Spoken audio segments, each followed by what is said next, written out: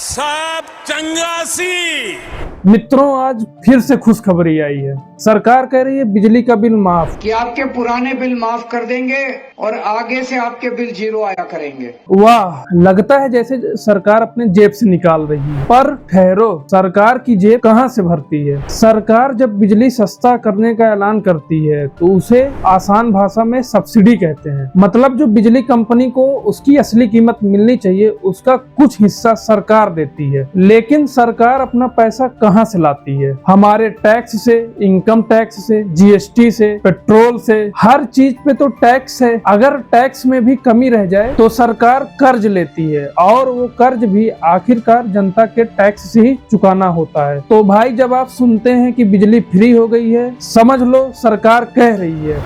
जनता को आप मूर्ख समझना बंद कर दीजिए।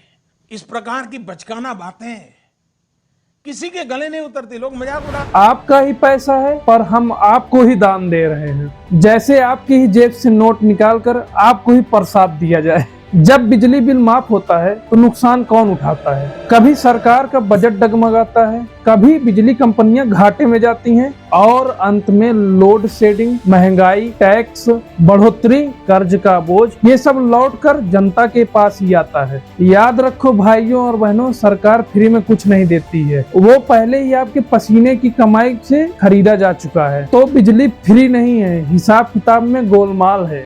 बात तो सही है। दौड़ना तो पड़ता है।